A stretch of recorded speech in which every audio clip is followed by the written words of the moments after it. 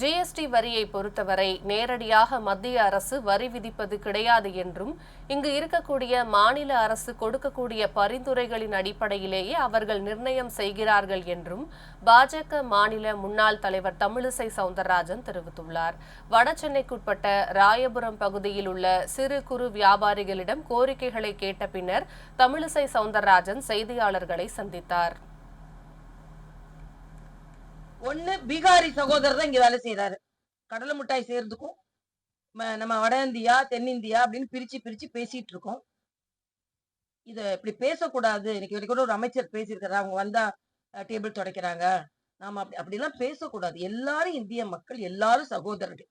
இங்க கூட நம்ம அண்ணாச்சிங்க ஒரு சகோதரரா பாவிச்சு அவருக்கு வேலை கொடுத்து அவருக்கு என்னென்ன அவங்களுக்கு வசதி செஞ்சு கொடுக்கணும்னு எழுதி கொடுத்துருக்காங்க. எங்களுக்கு வரி குறைக்கணும்னு மட்டும் எழுதல, எங்க கிட்ட பணியாற்றவங்களுக்கு நீங்க எங்களுக்கு வசதி செஞ்சு கொடுக்கணும்னு அண்ணாச்சிங்க எழுதியிருக்காங்க. இதுதான் நம்ம தமிழ்நாட்டோட பரந்த மனப்பான்மை. வந்தாரை வாழ வைக்கும் தமிழகம்.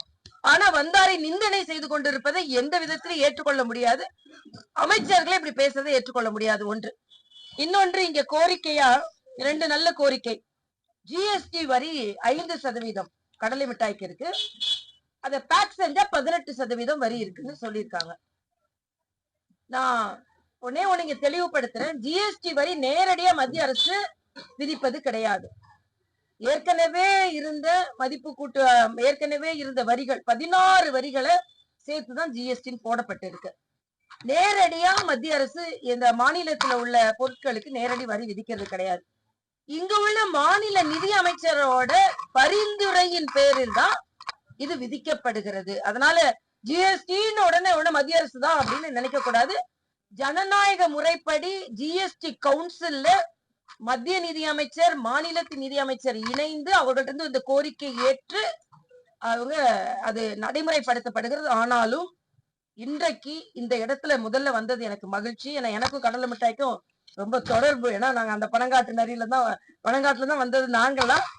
அதனால அந்த கருப்பட்டி கடலை சேர்ந்த அந்த மிட்டாய்க்கு ஜிஎஸ்டி வரி குறைப்பு இல்லைன்னா விலக்கு அது அளிப்பதற்கு எங்களது கோரிக்கை உங்களுக்கு நாங்க வைக்கிறோம். ஜிஎஸ்டின்றது தமிழக நிதி அமைச்சர் என்னெல்லாம் ரெக்கமெண்ட் பண்றாரோ, பரிந்துரை செய்யறாரோ, அதை வச்சுதான் மத்திய ஜிஎஸ்டி போடப்படுகிறது.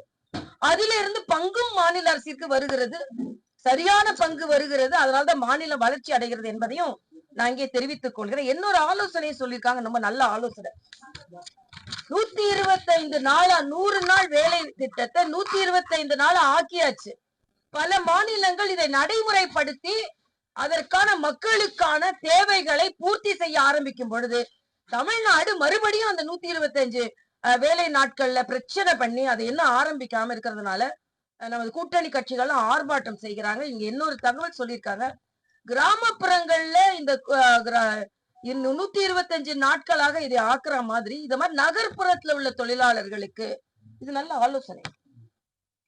எங்களுக்கு செஞ்சு தரணும்னு நாங்க இதை எங்களோட தேர்தல் அறிக்கை மட்டும் இல்லாம மத்திய தலைமையிட்ட கூட நாங்க இதை கொடுக்கிறோம்.